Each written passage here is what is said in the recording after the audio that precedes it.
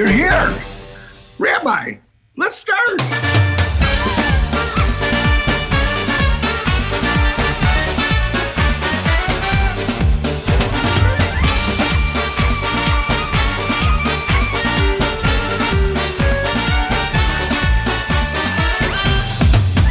Chaim, Jesse, and Jennifer. Normally, I would have the privilege of being able to say l'chaim with you in person. This year, we're doing it virtually.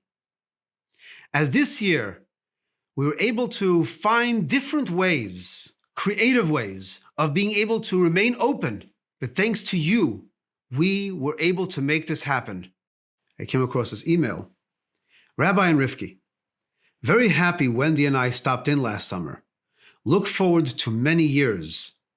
Please let me know if I can be of any help. The Price family. The first email I got from them in the summer of 2007, they were looking for programming for their children.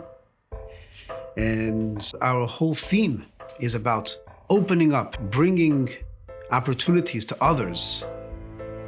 What greater couple can we honor and can stand out as Richard and Wendy Price, who are always open. This was reflected in their very first communication. How can we be of any help?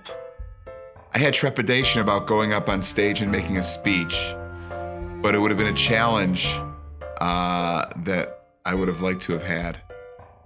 So, as we emerge slowly from this time spent separate, I look forward to celebrating many happy occasions and raising a glass, l'chaim. And now, let me share with you some stories of how together we were able to remain open safely this year. Yeah, I'm looking for one. All right. Should I just like hide it in my pocket? We're just got on muscle cream that you can put Drop it on the floor. All right, so What I have to say? you can just say, like, what's your name? My name is Taba. My last name is Kalusetzky. I come here to United States, and after 2 months, I go to work, and I make a life. My name is Wendy Price. I live in Wilmette. We have 3 kids. And we have a family shoe business. How far you want me to go back? All right, my friends, put your arm over your friend's shoulder. I was in Brooklyn for the International Shabbaton.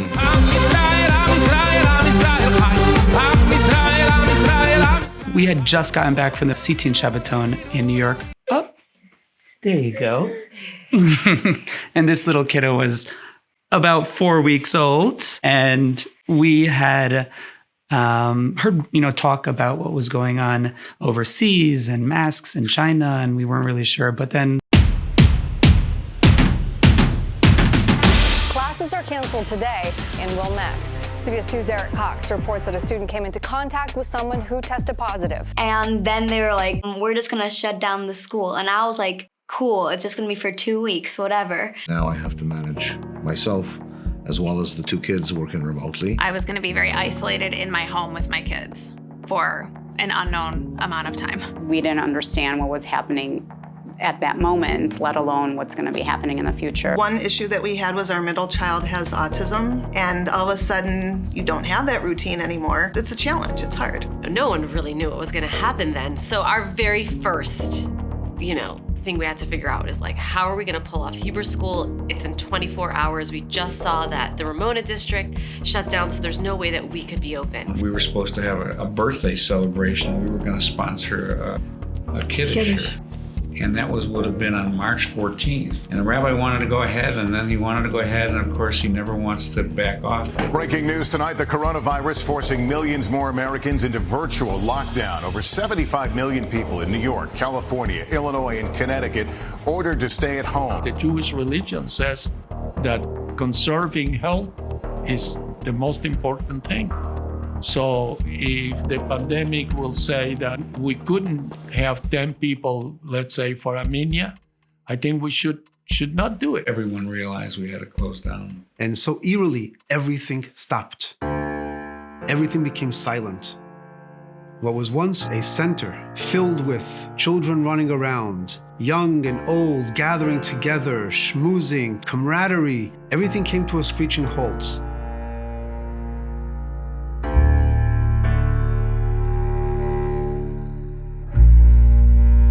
Because there's no minyan, it's painful, I cannot say the Kaddish. I'll just conclude. I thank Hashem for giving me such a mother, for blessing me with such a mother. A mother whose name was Mazel. I had Mazel, and in turn you have Mazel. We need strength, we need chutzpah, but most of all we need love.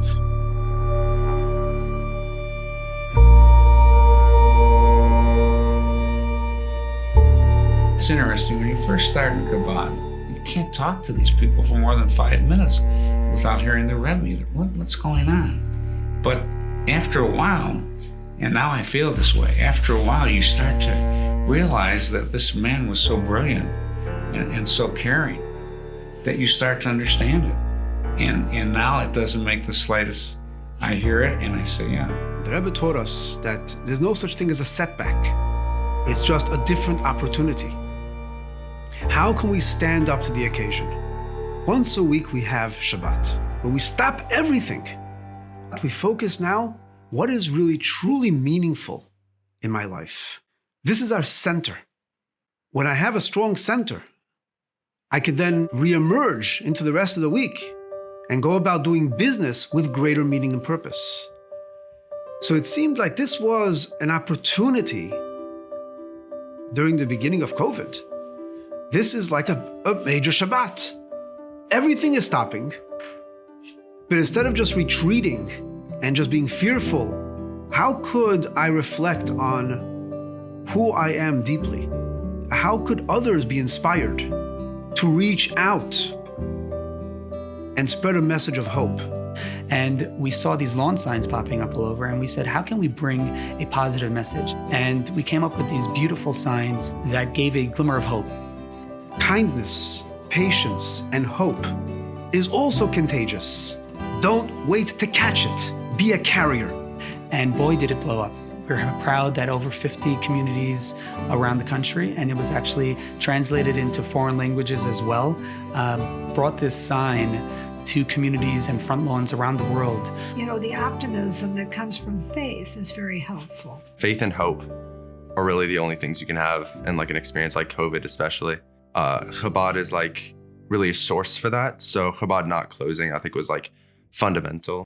We knew from the get-go that we would have to somehow find a way to remain open. The children look forward to Hebrew school. I'm glad that they kept going and there wasn't really a pause. And so for us to be able to have the Zoom option and continue, my daughter's Hebrew education has been great. We worked online for, I think it was half a year, and then they started moving in to in-person, and I'm so grateful that they got to do that because everyone was losing their mind at some point during COVID. Everyone was stuck inside their house. We realized that not only were we giving them, an experience of Judaism, but during this time, we were also providing for their social and emotional well-being. Socializing and having fun with fellow teens and learning about Judaism on the way. This year now we had the C-Teen-U, which is a whole new program. I would have virtual school all day, and then I'd come and I'd see people in person, and we'd be distant. And it's a way to connect with other teens that are also probably fairly isolated.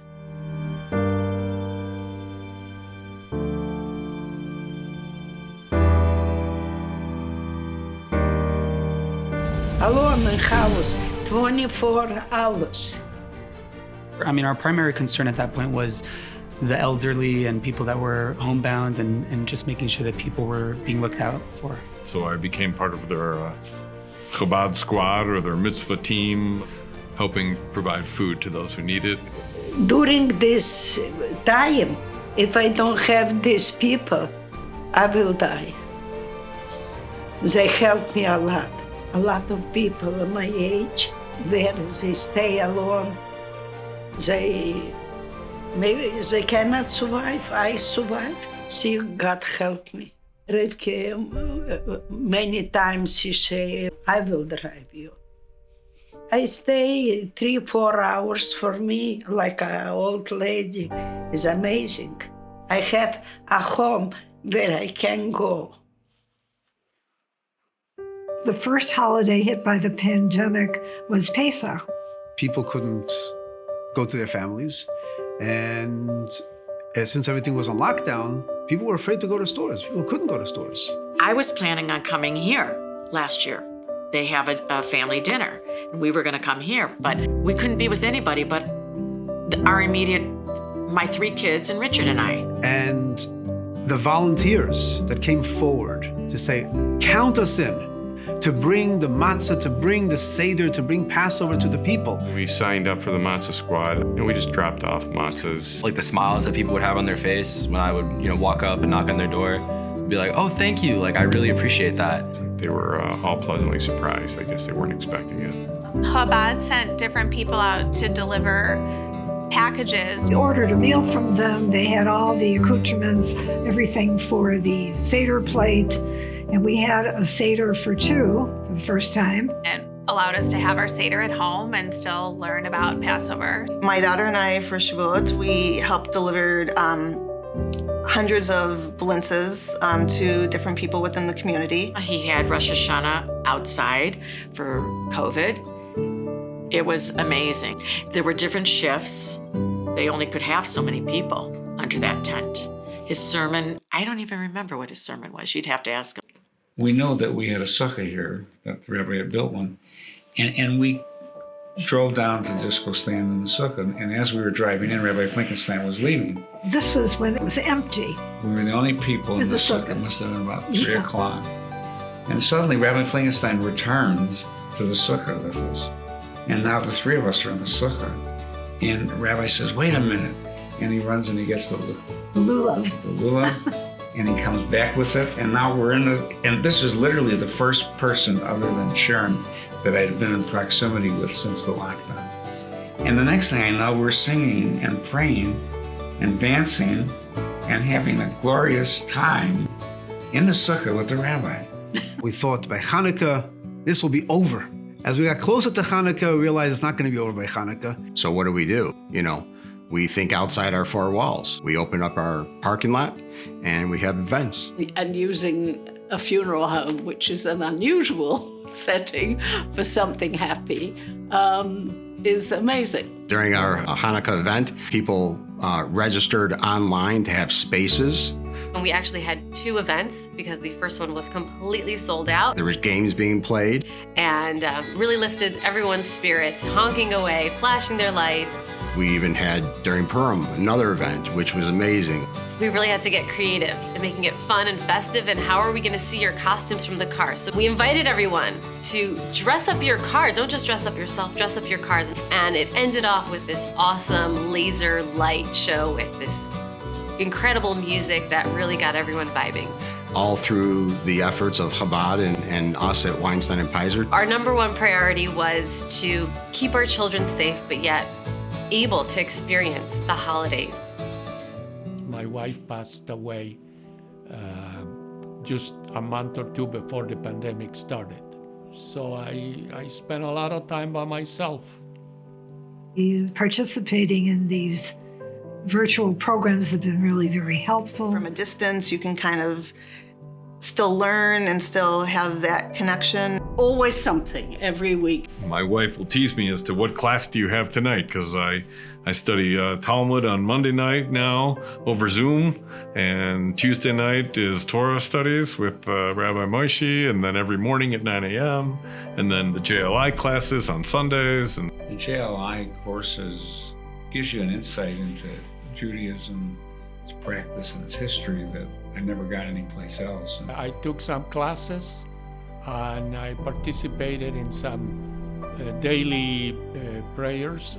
It became 10 times better because my father joined the Zoom, and so we had 2 generations on the Zoom, and for me to spend time with my dad has been invaluable to me. This probably you won't put on camera, but I'm not a big Zoomer. I've learned with Rabbi Moshe at a social distance outside. To be outside and learning Torah is spectacular.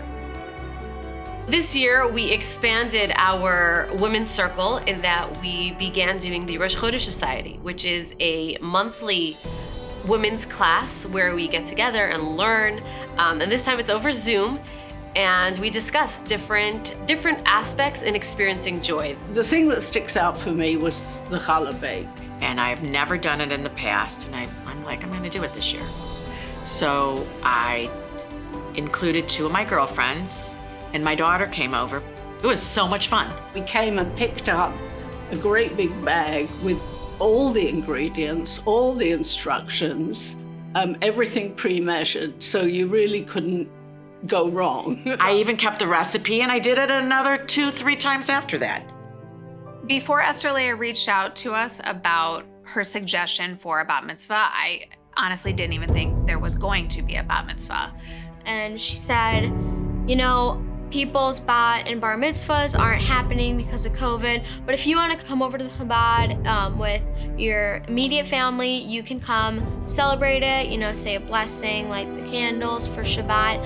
And my mom brought the idea up to me, and I was so happy that it was something we were able to do. And it was one of the best experiences of my life. Even a pandemic kept Chabad always open, and that was a blessing for us. Not just the fact that they're always open. What I have really gravitated towards is they don't judge anyone, and they they welcome everybody. No matter how you look, no matter how you are, they just want you to be there. Growing up in a traditional environment, you would maybe shake the rabbi's hand, but that was it.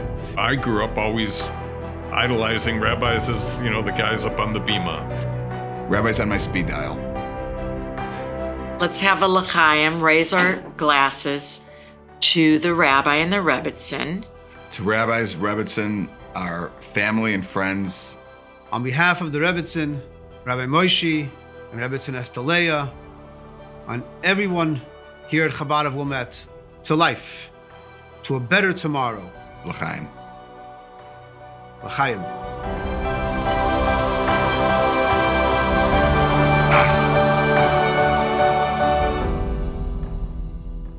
It's thanks to my mother and credit to my mother that I am who I am. Her qualities was one of love. She was also endowed with Yiddish chutzpah. When she saw something, she didn't say something, she did something. But most of all, she cared.